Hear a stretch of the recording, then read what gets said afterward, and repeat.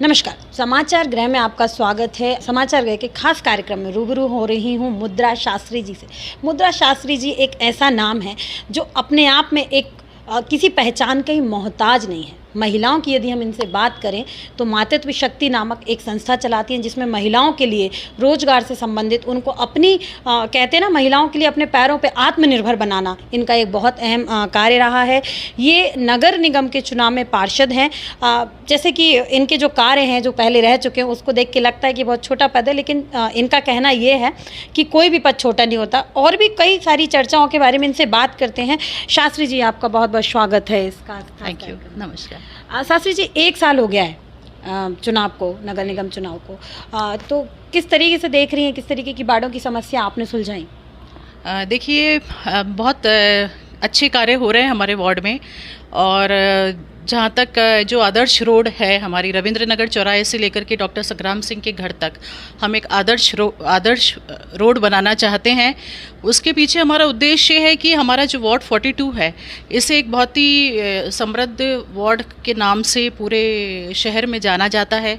लोगों का ऐसा मानना है कि यहाँ पे जो है वो प्रभावशाली लोग रहते हैं, इंडस्ट्रियलिस्ट परिवार रहते हैं और एक पॉश वार्ड कहलाता है।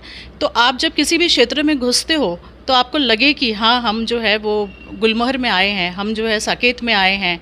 तो ऐसा लगना भी चाहिए। इसके लिए उसमें सब तरह की वार्ड में अंदर प्रवेश करते से जो सुविधाएं दिखाई देनी चाहिए, लाइटिंग्स वगैरह बहुत अच्छी होनी चाहिए और सड़क बहुत अच्छी होनी चाहिए। ऊपर से जो डिवाइडर्स हैं बीच के, उनके अंदर जो है वो प्लांटेशन बहुत अच्छा होना चाहिए। तो इन सब चीज़ों को ध्यान में रखते हुए या कोई इस तरह की कोई ब्यूटिफिकेशन का और कुछ मॉडल हम वहाँ पे तैयार करें, ये सब चीज़ों को ध्यान में रखते हुए मैंने सोचा कि वार्ड 42 को एक आदर्श सड़क के नाम से एक प्रपोज़ल रखा जाए और ये जो है वो स्वीकृत भी हुआ है। और इसके अलावा मेरे वार्ड के अंदर जो सबसे प्रमुख चीज़ है वो है मनीषपुरी वाली सड़क, जिसको लेकर के बहुत लंबा कार्य में विलंब जरूर हुआ है, लेकिन ईश्वर की कृपा है कि वो काम अब तेज़ी से अपनी प्रोग्रेस पे है और बहुत अच्छा कार्य हो रहा है। 2-3 इश्यूज़ आए थे, कुछ टेंडर में देरी हो रही थी, कुछ जो था वो अतिक्रमण था उसको लेकर के समस्या आ रही थी, कुछ जो है वो ड्रेनेज की लाइन सड़क बनने से पहले डालनी थी, LNT की पानी की समस्या थी तो उस लाइन को भी डालना था। और जो उस सड़क के बीच में जितने भी पेड़ आ रहे थे तो जो विभागीय परमिशन जो हमें उस डिपार्टमेंट से लेनी थी उसमें विलंब हुआ था, तो उस कारण से थोड़ा डिले हुआ है। लोगों को दिक्कत ज़रूर आई है, लेकिन पूरी उम्मीद है कि अब बहुत जल्दी 45 मीटर की सड़क तो बन भी चुकी है और आने वाले समय में बहुत जल्दी हम वो सड़क बना के देंगे। ये 2 कार्य के अलावा हमने साकेत जो हमारा गार्डन है वहाँ पे भी बहुत ज़्यादा समस्या थी। साकेत गार्डन की स्थिति अच्छी नहीं थी, वहाँ पे बहुत अच्छी तरीके से वहाँ पेवर ब्लॉक्स लगाए गए हैं और प्लांटेशन वगैरह या गज़ीबो वगैरह या जो भी झूला चक्री लगवाना है या चेयर्स वगैरह जो भी उससे संबंधित गार्डन के सौंदर्यीकरण से संबंधित जो भी कार्य करना है वो भी अब हमारा प्रोग्रेस में है और वो भी कार्य चल रहा है। और इसके अलावा जो है वो हमारे विनोबा नगर जो शासकीय स्कूल है उसके अंदर हमने 2 अलग से कमरे बनवाने का प्रस्ताव रखा है, जिसके अंदर एक कमरे के अंदर हम आत्मरक्षा का क्लासेस चलाएंगे बच्चों के लिए और दूसरा जो है वो संस्कार शिक्षा उनको देने के लिए हम क्लासेस चलाया करेंगे। जी, भारतीय जनता पार्टी में आप काफ़ी लंबे समय से काफ़ी अहम पदों पर आप रही हैं, है ना, प्रदेश कार्य समिति के सदस्य रही हैं, कई अहम उसमें रही। लेकिन उसके हिसाब से यदि मैं देखती हूँ तो आपने जो चुनाव लड़ा ये बहुत छोटा चुनाव मैं मानूंगी, जिस तरीके की आपकी उपाधियाँ रही हैं। और एक और प्रमुख बात कि आप स्वर्गीय पंडित रामनारायण शास्त्री जी की पौत्र बधू हैं, जो कि संघ के में एक बहुत अहम भूमिका निभा रहे थे। तो उसके बाद ये जो चुनाव में आपको चीज़ें मिली हैं, और एक और चीज़ कहूँगी, MIC सदस्य में जब नाम गठित हुआ, जब आप जीते, तो MIC सदस्य में भी आपका नाम आना चाहिए था। जिस तरीके की आपकी पहले की जिस तरीके के आपके क्या कहूँगी कि आप जिस तरीके की जिम्मेदारियां निभाई हैं भारतीय जनता पार्टी के लिए, उसके बाद आपको सिर्फ पार्षद ही मिली, आप MIC सदस्य में आपका चयन नहीं हुआ। इसके पीछे आप क्या कारण समझ आती हैं? देखिए, जो चीज़ संगठन को मंजूर है, हम भारतीय जनता पार्टी के कार्यकर्ता हैं और कार्यकर्ता होने के नाते मेरा ऐसा मानना है कि कोई भी चीज़ छोटी या बड़ी नहीं होती है। संगठन का जो भी कार्य पार्टी अपनी सहमति से देती है या जो भी पद देती है उसे हम एक पार्टी के कार्यकर्ता होने के कारण उसे स्वीकार करते हैं। और जहाँ तक आप बोल रहे हैं कि एमआईसी की बात है, तो मैं ऐसा मानती हूँ कि हाँ, वाकई में एमआईसी उन महिलाओं को मिलनी चाहिए जो वास्तव में सक्रिय महिलाएं भारतीय जनता पार्टी के अंदर, जो इतने सालों से अपना श्रम दे रही फिलहाल हैं। अभी जो एमआईसी सदस्य की एक ही महिला पदाधिकारी हैं एमआईसी सदस्य में, प्रिया डांगी जी। उनका राजनीतिक अनुभव इतना है नहीं जितना कि आपका अनुभव है, जितना कि मैं जानती हूँ। इसके लिए आप क्या कहें? नहीं, ठीक है, जो भी पार्टी ने तय किया है, जो भी संगठन ने तय किया है, इसके ऊपर तो मैं कुछ अपनी टिप्पणी कर नहीं सकती हूँ।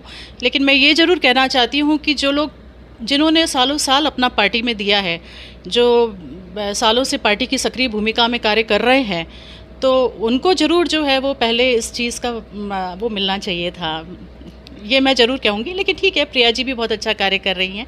और जो मैं बार बार कह रही हूँ कि कोई चीज़ बड़ी या छोटी नहीं होती है, तो संगठन को जो भी चीज़ मंजूर थी, मुझे जिस रूप में देखना चाहते थे और जिस रूप में मुझे जो भूमिका मिली है, मैं उस भूमिका का बहुत अच्छी तरह से पालन भी कर रही हूँ। लंबे समय से भारतीय जनता पार्टी के लिए, हर वर्ग के लिए काम आप कर रही हैं, महिलाओं के लिए आप काम कर रही हैं। मातृत्व शक्ति से संबंधित आपकी एक शक्ति का संस्था है जिस पे आप काम करती हैं महिलाओं को लेकर। किस तरीके के काम है उस संस्था में आपके? मातृत्व समिति जो है वो हमारा एनजीओ 2005 का है, लेकिन अनफॉर्चुनेटली हमने उसमें बहुत ज़्यादा कार्य नहीं किया, क्योंकि 2004 में मैं भारतीय जनता पार्टी में सक्रिय हो चुकी थी और मैंने अपने कार्यकर्ता होने के नाते जो भी कार्य मुझे छोटे से लेकर बड़े तक जितने भी भूमिकाएं मिली, मैंने उसका निर्वहन किया था और मैं बहुत मेहनत से काम करती थी। तो मुझे इतना समय नहीं मिल पाता था कि मैं अपने एनजीओ के अंदर किसी प्रकार की कोई भूमिका निभाऊं, लेकिन छोटी मोटी भूमिकाएं तो मैं निभा भी रही थी। लेकिन अब मुझे ऐसा लगा कि एक साथ साथ मुझे जो है वो अपने मातृत्व समिति के काम मुझे करने चाहिए वार्ड के अंदर। मुझे एक अच्छा ऐसा लगा कि मैं जो महिलाएँ हैं उनके सीधे संपर्क में हूँ।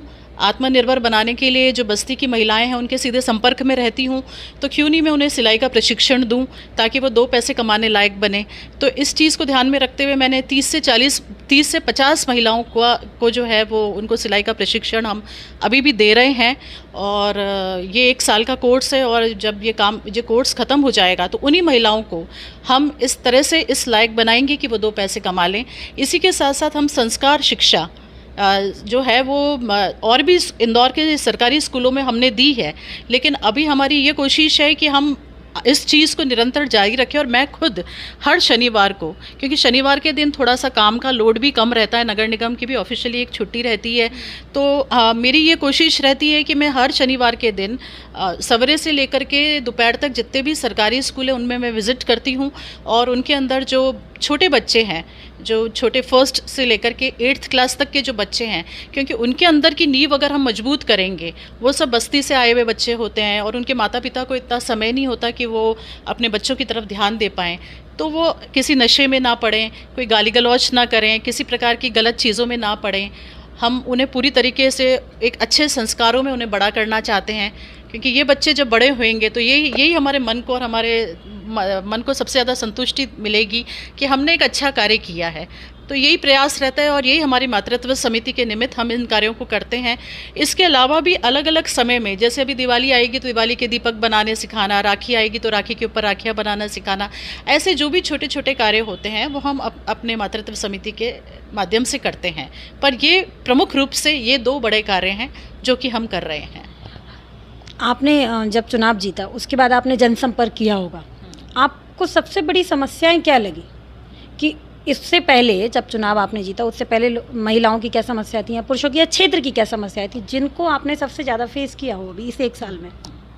मैंने सबसे ज़्यादा, मुझे कहना चाहिए कि मेरे क्षेत्र में मुझे बहुत ज़्यादा परेशानी नहीं आई।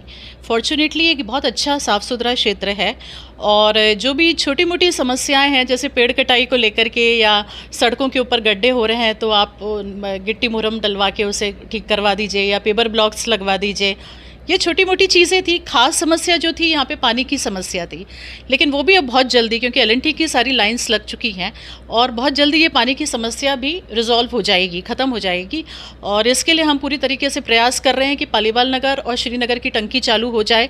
साकेत में थोड़ी बहुत परेशानी आती है क्योंकि वहाँ पर जो है PWD की टंकी से पानी का डायरेक्ट सप्लाई नहीं है। साकेत चूँकि एक एलिवेटेड एरिया होने के कारण सब जगह से घूम कर के पानी आता है, तो जब ये टंकियाँ शुरू हो जाएंगी तो डायरेक्ट सप्लाई पानी की मिलनी शुरू हो जाएगी और वहाँ पे भी इस समस्या का बहुत जल्दी निदान हो जाएगा। राजनीति में आप हैं, इससे आप समझ में आ सकता है कि संघर्ष भी कठिन कठिन कार्य होगा। लेकिन आप एक महिला होकर राजनीति में इतने लंबे से टिकी हुई हैं और आज एक अहम पद पर ही हैं, तो आप किस तरीके से देखते हैं एक महिला होने के कारण क्या हम कुछ चीज़ों से वंचित अभी भी रह जाते हैं? राजनीति में भी ये चीज़ है कि क्या ये भेदभाव है कि आप महिलाएं आप ये नहीं कर पाएंगे, आप सवाएं नहीं कर पाएंगे? ऐसा कुछ आपने कभी, ऐसा माहौल आपको लगा कभी भी?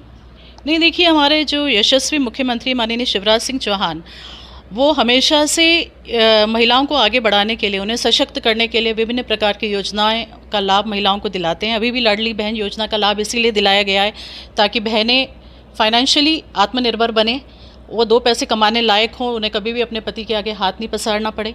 तो मुझे ऐसा लगता नहीं है कि इस तरह की वंचित, क्योंकि मौका अगर आप देंगे तब आपको पता चलेगा ना, जब मौका मिलेगा तब आपको उस प्रतिभा के बारे में अनुभव होगा कि सामने वाला व्यक्ति क्या कर सकता है और क्या नहीं कर सकता। जब आपको ऐसा मौका हमारे सामने आएगा तब मुझे ऐसा लगता है कि तब बता पाएंगे। अभी तक तो जो भी चीज़ मिलती आई है वो, क्योंकि मैंने तो चूँकि महिला मोर्चा में काम किया है और अब मैं वार्ड के अंदर भी इंडिपेंडेंट काम कर रही हूँ। वार्ड की समस्या, मतलब आप देखेंगे कि मेरे ऐसा नहीं है कि कोई पार्षद पति है या ऐसी वाली बात है। मैं तो सक्रिय भूमिका राजनीति में निभा रही हूँ, फ्रंट में तो मेरा ही चेहरा है और काम भी मेरे ही हैं। तो ऐसा चुनौती, इसको आप चुनौती समझिए। आज के पार्षद का काम कोई आसान काम होता है क्या? जिसने पार्षद का काम कर लिया, मतलब आप समझ लीजिए कि उसने बहुत बड़ा राजनीति में आज जो बहुत बड़े पद पर हैं उनकी शुरुआती पार्षद से हुई है। तो मैं ये कह सकती हूँ और आपको शुभकामनाएं दे सकती हूँ कि शायद मैं जिसका इंटरव्यू कर रही हूँ आने वाले समय में एक विधायक मुद्रा शास्त्री जी का इंटरव्यू करूँ। आपको पहले से शुभकामनाएं। मुद्रा जी, एक बात और कहना चाहूँगी कि जो लाडली बहना योजना है हमारे मुख्यमंत्री जी लाए, कुछ लोगों ने सराहा तो कुछ लोगों ने इसको अभिशाप भी कहा कि यदि आपने महिलाओं को 1000 रुपये महीना दिया है, आप उस 1000 महीने के देने के बजाय उनको रोज़गार दो। 1 करोड़ 25 लाख कुछ महिलाओं का जो आप हर 10 तारीख को एक त्यौहार बना दिया गया है। हर महीने की 10 तारीख एक त्यौहार है महिलाओं के लिए। क्या उस पैसे में हम महिलाओं के लिए ऐसा कुछ रोज़गार नहीं दे सकते कि वो महिलाएं इससे ज़्यादा अर्न कर सकें? नहीं, उसके भी उसको लेकर के भी बहुत सारी योजनाएं बनाई गई हैं, महिलाओं को रोजगार मिले, इसको लेकर के भी एनजीओज बहुत सारे काम कर रहे हैं। आप इससे सहमत हैं कि महिलाओं को 1000 रुपये महीना देना क्या सही है? नहीं, देखिए 1000 रुपये महीना उनको इसलिए दिया गया है क्योंकि उसके पीछे मुख्यमंत्री जी की ये सोच है कि हमारी बहनें जो हैं वो कम से कम उनके खाते में एक पर्टिकुलर तारीख को एक पैसा आ जाया करे ताकि उनके जो छोटे मोटे खर्चे हैं वो निकल जाएं। इसके अलावा जहाँ तक रोज़गार की बात है तो बहनों को रोज़गार मिलने के लिए भी योजनाएं हैं, वो उसके ऊपर कार्य कर रही हैं। लेकिन ये एक आपकी एक पर्टिकुलर तारीख है जिस पे आपको एक पैसा आ जाता है, तो बहनों के मन में एक तसल्ली हो जाती है कि आज हमारे छोटे मोटे खर्चे तो निकल ही जाएंगे। राखी का गिफ्ट मुख्यमंत्री जी दे रहे हैं अभी 27 तारीख को। सूत्रों के हवाले से खबर है कि वो ये बात कहेंगे कि 250 रुपये बढ़ेंगे। क्या ये राखी का तोहफा है? बिल्कुल मिलेंगे। मुख्यमंत्री जी ने अगर ये घोषणा की है तो वो घोषणा जरूर पूरी होगी। जी हाँ। एक बात और पूछना चाहूँगी, आखिरी सवाल, कि राजनीति में महत्वाकांक्षी होना कितना ज़रूरी है? देखिए, महत्वाकांक्षी होना तो बहुत ज़रूरी है। अगर आप महत्वाकांक्षी होंगे तभी अगर आपकी सोच ऊपर होगी तभी आप उस ऊंचाई को पाने के लिए प्रयास करेंगे। तो अगर आप ये सोचेंगे कि मैं तो बिल्कुल भी ठीक है, जैसा चल रहा है चलता रहे, जैसा हो रहा है होता रहे, महत्वाकांक्षा तो होनी चाहिए। आज अगर आपके पास में हिम्मत है, जुनून है, ताकत है और आप जानते हो कि आप किसी कार्य को करने की अगर सोच लेते हो और करके दिखा सकते हो तो महत्वाकांक्षा तो बहुत ज़रूरी है, इसमें कोई बुराई नहीं है। आदि शक्ति के लिए क्या एक मैसेज देना चाहेंगी? महिलाओं के लिए मैं यही कहना चाहती हूँ कि सफ़र थोड़े कठिन ज़रूर होते हैं, संघर्ष ज़रूर होता है, लेकिन अगर आप अपने अंदर इस बात को सोच लें कि ये काम मुझे करना है और मैं करके रहूँगी। और सबसे पहली बात मैं यही कहना चाहूँगी कि अगर हम एक अच्छी साफ़ सुथरी तरीके से कार्य करते हैं तो संघर्ष ज़रूर आते हैं और संघर्षों का हम सामना करके आगे जाएंगे। हमें बहुत सारी चीज़ों का ध्यान रखना है। पीछे हमारा परिवार है जो हमेशा हमको ये हौसला देता रहता है कि भाई ठीक है, तुमको काम करना है, तुम करो, कोई दिक्कत नहीं है। लेकिन उनके विश्वास को संभाल करके उनका जो विश्वास उन्होंने आपके ऊपर किया है, उन सब बातों को ध्यान में रखते हुए आप किसी भी क्षेत्र में कार्य करेंगी तो कोई दिक्कत नहीं है। अगर आपका हौसला मजबूत है तो बड़े से बड़ी जो कहना चाहिए कि चट्टाने भी आपके आगे जो है वो चट्टानों से भी पानी गिर जाता है, तो ये कौन सी बात हुई। तो आपने सुना, इनको मैं दबंग लेडी भी कह सकती हूँ, मुद्रा शास्त्री जी को। इनका कहना है संघर्ष जितना कष्टकारी होगा, सफलता का सफ़र उतना ही शानदार होगा। इसीलिए कहते हैं कि यदि आपको जीवन में कुछ करना है तो महत्वाकांक्षी होना भी अति आवश्यक है। यदि आप जितना घनघोर संघर्ष करेंगे, शानदार उतना ही आपका सफ़र होगा, सफलता का सफ़र होगा। मुद्रा शास्त्री जी से सीखने वाली बात यह है कि आप बहुत छोटे से कार्य से आगे बढ़े, आप ज़रूर बहुत बड़े लक्ष्य तक पहुँचेंगे। इसलिए महिलाओं को आत्मनिर्भर बनना चाहिए, अपने कार्य के प्रति, लक्ष्य के प्रति हमेशा समर्पित रहना चाहिए। ऐसी और अच्छी खबरों के लिए आप बने रहिए समाचार गृह के साथ, मेरी सहयोगी अर्चित बाला चतुर्वेदी के साथ। रितु साहू की रिपोर्ट, समाचार गृह।